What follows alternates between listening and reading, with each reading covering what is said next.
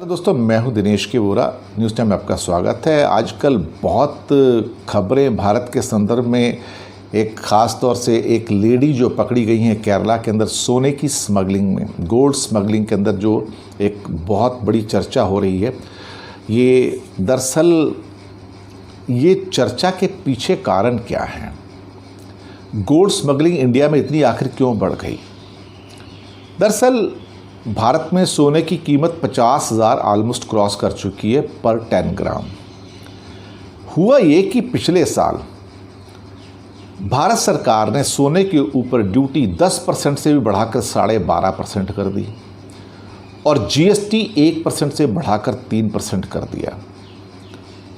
तो साहब, इसका मतलब ये हुआ कि आपने प्लेटर पर स्मगलर्स को कहा कि आओ स्मगलिंग करो और इलीगल काम करो। 1990 के पहले भी ऐसा था और उसके बाद 1990 के आर्थिक सुधारों के बाद जब मनमोहन सिंह फाइनेंस मिनिस्टर थे तो सोने की तस्करी यानी कि स्मगलिंग टॉप पर थी। उनके आने से पहले इन्होंने ड्यूटी को 1% कर दिया पूर्व सिंह ने आते ही। जैसी गोल्ड के ऊपर ड्यूटी 1% हुई, सारा का सारा जो कार्टल था स्मगलिंग का पूरा डेमोलिश हो गया, क्योंकि प्रॉफिट बचा ही नहीं। तो जब प्रॉफिट नहीं बचा तो स्मगलिंग क्यों होगी? 1% के प्रॉफिट के पीछे तो कोई स्मगलिंग करता नहीं है। भारत सरकार को इस बात का ज्ञान था कि हम ये 10-10, 12-12% की जो ड्यूटी लगा रहे हैं, इससे स्मगलिंग बढ़ेगी, इलीगल धंधा बढ़ेगा। पर दरअसल हमें क्या पीछे जाने का शौक है, हमें बेवकूफ़ियाँ करने की आदत है। हम दरअसल हर वो चीज़ करना चाहते हैं आज की तारीख में जो 1970-1980 में हुआ करती थी। हम अपनी गलतियों से सीखना नहीं चाहते हैं। आप अंदाज़ा लगाओ, आज की तारीख में अगर आप 1 kg गोल्ड लेके आते हो तो आपको इलीगली तो 6 लाख रुपए तक का फ़ायदा हो सकता है। और इस टाइम इंडिया स्मगलिंग में, गोल्ड स्मगलिंग में दुनिया में सबसे टॉप पर है। अंदाज़ा आप लगाइए कि सरकार आम आदमी के लिए काम कर रही है, स्मगलर्स के लिए काम कर रही है। जब मनमोहन सिंह फाइनेंस मिनिस्टर थे, नरसिम्हा राव की सरकार आई थी, तो उन्होंने सारी सत्ता, सारी चीज़ें स्मगलर्स के हाथ से छीन के सरकार के हाथ में दे दी थी। 1% प्रॉफिट पे सारे लोग लीगल गोल्ड लेके आते थे 1% पेमेंट करके। कोई इलीगल लाता ही नहीं था, बहुत कम लोग थे।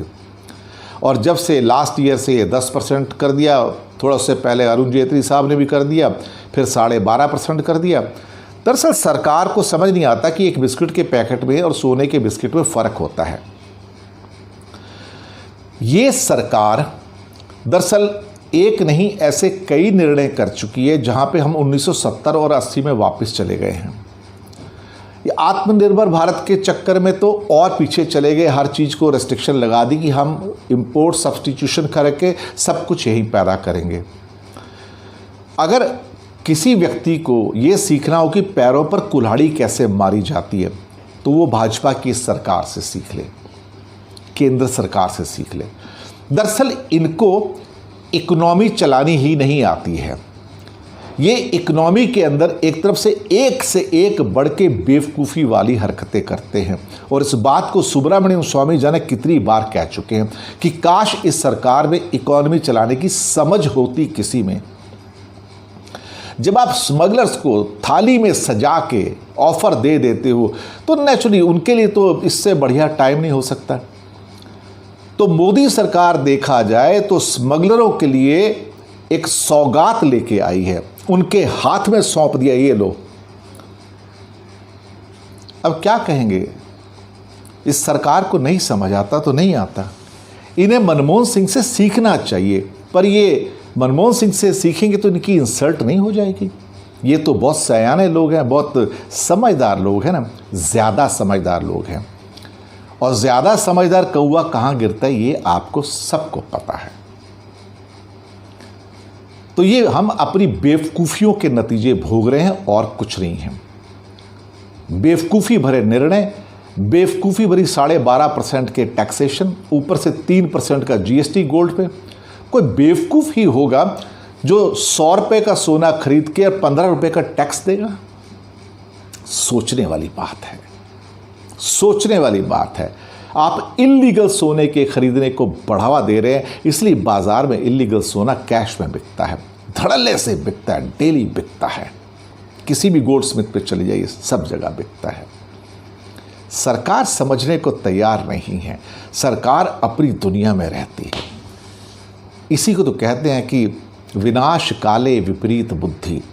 ये सरकार ऐसी ही है, 1970 में वापस जा रही है। कभी प्रोटेक्शनिज्म के नाम पे, कभी मेक इन इंडिया के नाम पे, कभी आत्मनिर्भर के नाम पे, कभी सोने की स्मगलिंग को प्लेटर में दे के स्मगलरों को। और क्या चाहिए। तो स्मगलर्स के तो सोने के दिन आ गए साहब, उनके तो मज़े हैं, उनके तो गोल्डन डेज चल रहे हैं। शुक्रिया आपका हमारे साथ बने रहने के लिए। सब्सक्राइब करना मत भूलिएगा।